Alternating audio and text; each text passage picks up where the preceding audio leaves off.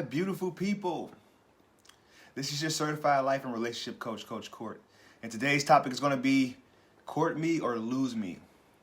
I'm giving you tips on how to keep courting your lady, how to keep them in love with you, and how to keep the relationship fresh and healthy. Before I get into that, if this is your first time watching me, a little bit of background about myself. I am a sociologist. I graduated my sociology degree in 2006. Last year, I got my life and relationship certification. I've been working with children and families for over the past 16 years. And when I started Fruitful Seeds, I decided to switch things up and focus more on the relationship side of helping people by teaching them healthy communication skills and how to know the differences between men and women in romantic relationship as far as how they think and how they love differently. Good morning. Happy Saturday. So, court me or lose me. Shirts are going to be available on the website. Follow me there, www.fruitfulseeds with the Z at the end.com. Or you can follow me on YouTube. Subscribe. Coach Courtney Gatlin. Never stop courting your lady. This is something that I learned the very hard way. Because one hindrance is when you have kids and you don't have any support. That's when you have to get creative. You have to pre-plan things, set date nights in advance. This is something that counselors have said also. Plan out your schedule, which sucks for me because I'm a pretty spontaneous person. I like to do things. I like to fly by the seat of my pants sometimes, which is sometimes a bad thing, but it's going to be a terrible and a detrimental thing if you don't do it in your relationship when you don't pre-plan things out. So when you planning it, it's up to the man. Listen, man. When you're planning and you're courting your lady, it is up to you to set up the date, to set up the babysitter arrangements. It's up to you because women don't like to do it all the time. They like to feel as if they're in a movie sometimes. They like to feel like a princess or, your queen.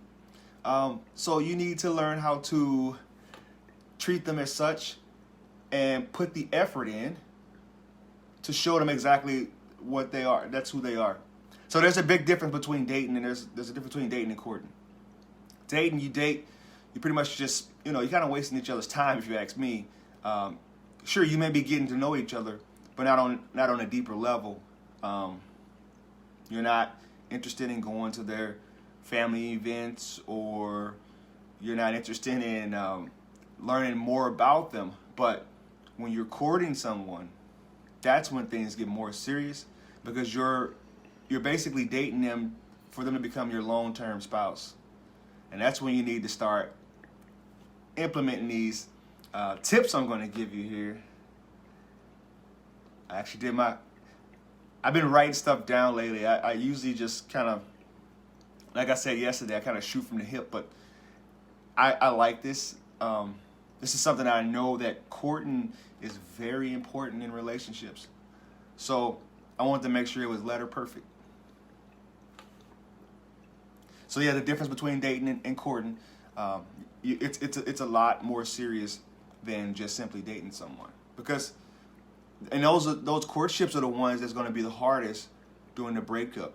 Because when you're breaking up with somebody that you were actually courting instead of just casually dating, it's a lot harder to form that bond with somebody else. So when you're out on a date and you're courting her, if you're trying to court your lady, even your wives, you want to always court your wives too. You want to genuinely get to know them. Ask quality questions while you're on your dates.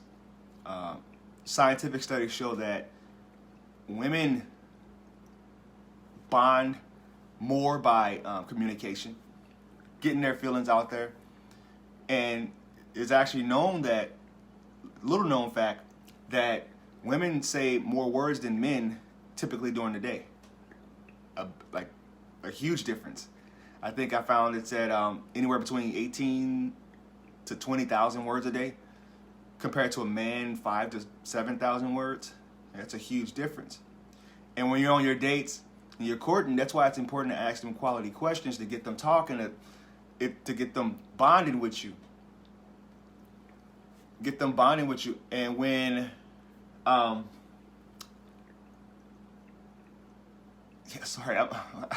this is kind of crazy. I apologize.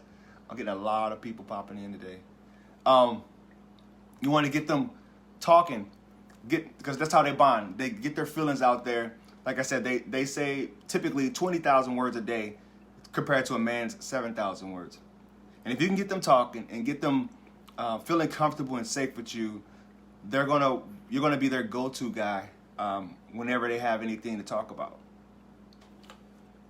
That's just one tip that I can give you on while you're on your date and you're courting, how to properly court.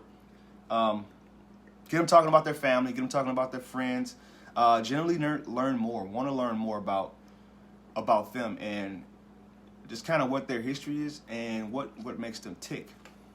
It'll be something it'll be good for you in the long run, because you'll have a deeper knowledge about them, and it'll be a deeper bond compared to just simply dating somebody. I'm sorry, my Lily's here. I had to get one last live in because my Lilies are on their last leg, so this will probably be their last live session with me. Another tip: plan dates in advance. If you have kids, things that I like to do, little things I like to do when I'm courting someone. Give them nice little post-it notes. Surprise them.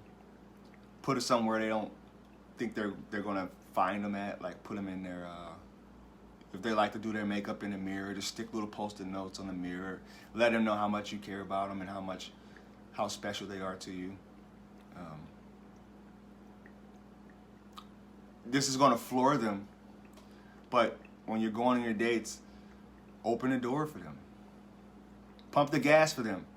Do things that they're not used to having done, because a lot of the stuff that I'm teaching, not a lot of guys really know or really care to know. Open the door for them. That'll floor them. They'll be confused and probably get defensive and feel offended that you're even doing it. But these are things to make them feel as if they're special when they are. If you're gonna take the most precious thing you can give somebody is your time. And if you're going to be giving your time to somebody, make them feel special. I tell you a dating no-no. Never, if the date goes well, never invite a girl back to your house on the first date. That's a huge no-no. It'll completely turn a woman off. You probably never get a call from them again. Even if your intentions were good, their spidey senses will be tingling, and they'll put you in the same category as the other guys that they went on dates with, and they'll feel like you're just trying to use them for a booty call. So that's one thing you don't want to do when you're courting someone. What else I have? I don't want this to be such a quick live session, because it's really important to keep courting your ladies. Laptop closed. It's really important to keep courting your lady, because things get stale if you don't. And we can make up all the excuses in the world as to why we can't go on dates and why we can't do something, but the things that you really want in life, you make the time, you find the resources for. And if you're serious about a certain person, then you need to make them feel as such. And when you're married, this is what we do. Like, we get really comfortable, and there's a saying, familiarity breeds contempt. Meaning, when you're used to something and having it around, and you start to take it for granted, and if anything, you start to take it as like it's less valuable. I was talking to a guy the other day about, actually just last night, about a study that they showed with a pack of cookies. Things that are scarce to people, they tend to have more, they put more value on it.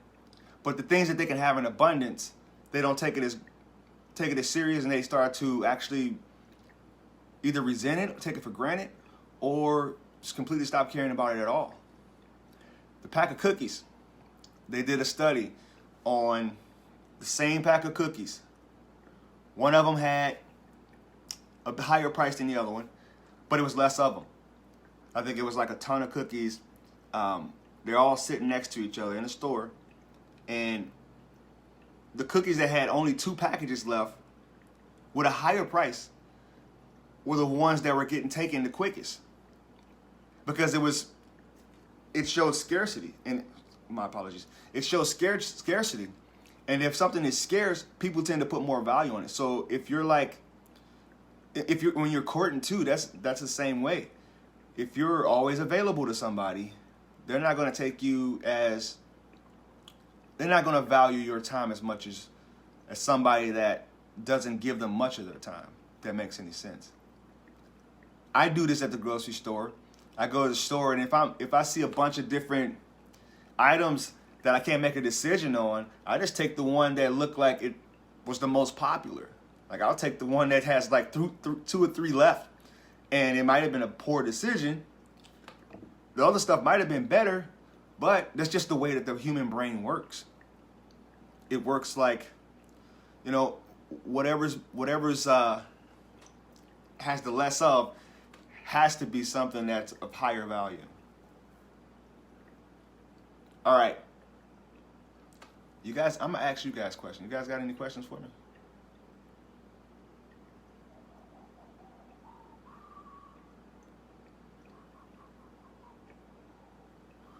Anybody have, what is it in your life that you feel is a good courting strategy? If you've ever been on dates.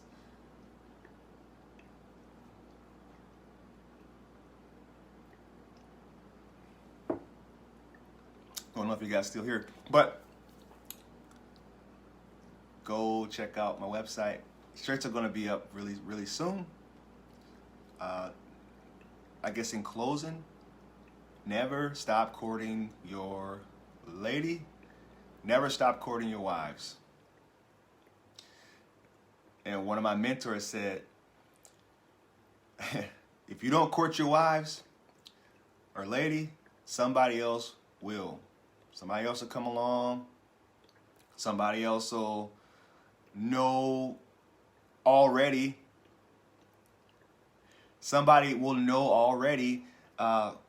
Maybe a coworker that's just like hanging around and is really attracted to her secretly, and she's that guy that she leans on, she leans on when you're not treating her properly and you're not courting her properly. Because at work, what I learned, essentially, when you have those guys at work that are into your lady, they are the ones that are going to be her rock, pretty much. Think about it. They're at work for like 8 hours.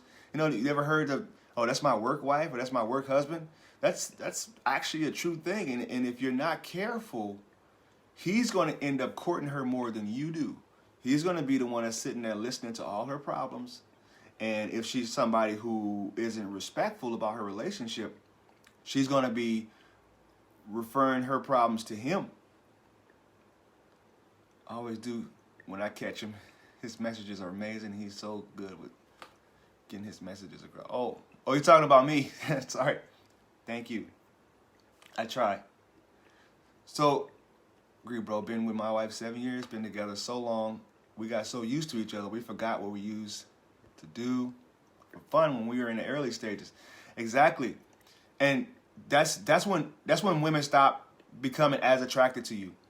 When you stop doing the things that you did before, when you stop taking care of yourself, this is one thing I used to always have. Boom, I'm glad you said that. Oh, woo. All right. This is one thing the one complaint I used to always get, bro. When I used to plan date nights. But you know what I would do? Because I worked with kids so much, I got really, and like being an athlete, you get so used to wearing sweatpants and just throwing on a hoodie or something. I used to always get the complaint, when my wife was getting dressed and getting ready and getting dialed up to the nines, I would be sitting on the couch, maybe playing Xbox, and then I'll hop up with my sweatpants on, hoodie, and she'll look at me like, you're wearing that? It's like, yeah, what's wrong with that? And this is I wish I knew all of this, all right? She would say, nothing. Because when a woman says nothing, it's a lie. It's a flat out lie. That means she is super annoyed. And essentially she probably was hurt. Because when I was courting her, I was actually dressing up, cleaning myself up, and actually treating her as high value, as if I'm proud to be with her and to have her by my side. But after a while, you get comfortable, you get lazy. A lot of people get lazy. Yes, my ex never put in effort to look nice. When we finally would get a night out with our kids, it really is a big deal. It makes us feel like you don't care about this night out and appreciate it. Yeah, it's gotta be. You gotta be different than what you would do. Shoot, if you're taking your lady out, and you're doing everything that I'm telling you to do, open the doors for her, get out, pump the gas, make her feel like a queen, make her feel like a princess, and you are just hopping up and going like you about to go watch the fight over at your friend's house, she's gonna feel like, wow, this dude really don't care. And men, we don't. If we see silence as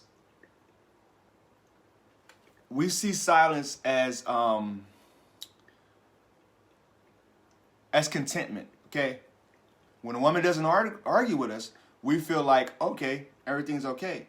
And this is what happens in the end of your relationship. I'm way off courting right now, but I don't care. In the end of your relationship, when your relationship is completely dying, and she stops complaining at you, and she stops putting in effort, and men, what we do, we see that as, all right, she finally gets it. That argument is not worth it. That is not what that means. That means I'm checking out. I'm putting no more energy into this. I am probably already out the door. What the counselor told me, are your bags at the door yet? Like mentally, are your bags at the door? Are you checked out? They're checking out. Like if they're not going to argue with you anymore, and you're going to, we'll feel like, okay, yeah, cool. We got silence finally. After years, like you finally understand that it's not worth arguing about. And then subconsciously she's saying, you're right. It is not worth arguing about. And by the time that happens, and her attraction for you has dropped below 50%, like she's not highly attracted to you anymore, then it's over, bro. Back to courting though. Little things I've learned too, not only dates and flowers, but little things. Yes, so, and it's also her love language is, I talked about yesterday, is something that you also want to be aware of, like clean the house. He's saying clean the house, fold clothes, oil changes, and knows if this is her love language. If acts of service is her love language, then you're actually filling up her love tank. But not all women care a whole lot about acts of service. Some of them can be perfectly content with doing everything around the house because it gives them a purpose, it keeps them active, and they actually thoroughly enjoy doing it. And a lot of women who come up in households where the woman was the one who took care of everything, folded the clothes, did the laundry, they're actually content with doing it because it's what they grew up with and it's what they're used to having done. But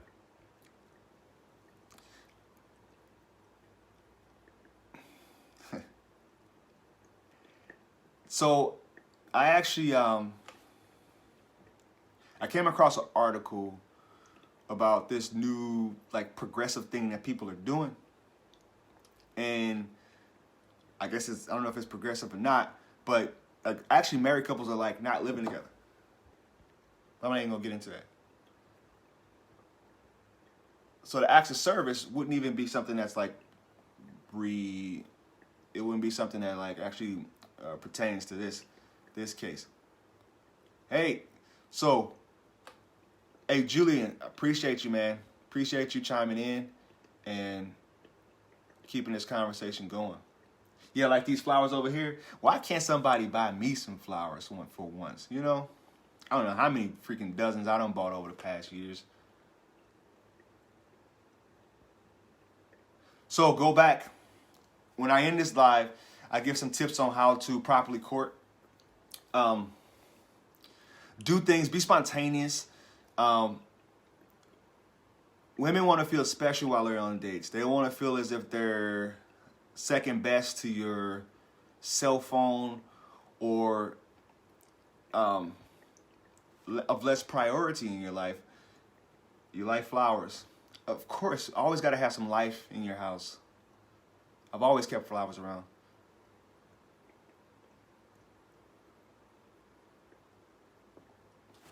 Appreciate you. Appreciate you, for sure. I got you, man. Inbox me. For sure. I mean,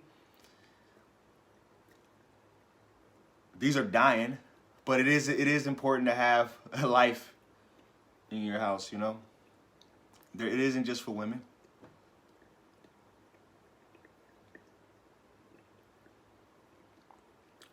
Ten-year anniversary of marriage. So I looked up some they actually have certain gifts that you actually give on like the century or decade anniversary. So look that up. It's like it's kind of a thing. Like they have like this theme for 5 years, for 10 years, for 15 years. And when you've been married for 10 years, man, it is really hard to keep that fresh, and because you've pretty much done everything. And we live in a state where it's not a ton of things to do. You pretty much have to leave state in order to enjoy your spouse in a different way, you know? So let's come up with some ideas together, Jose, for sure. Inbox me. He just doesn't like those type of things, whatever. Yeah, so, and that's Sid. That's all about the love language too. I mean, some people don't really care for gifts or certain gifts, and call beautiful as well. All right, I'm gonna end it. Go back, like, comment, as always, share. Check out the website, Fruitful Seeds, with a Z at the end.com. And my website, my YouTube channel, Coach Courtney Gatlin. I appreciate y'all always, man. Always for coming in and keeping this going, keeping me going, giving me feedback. Lets me know that what I'm doing is of value and you guys generally care. And to be honest, I wouldn't do this if I didn't genuinely care about y'all. And I don't want to see any of you guys suffer the way that I've suffered over the years. I mean, some of it was self-inflicted, but whether it's self-inflicted or if it's done wrongfully, it still hurts the same way.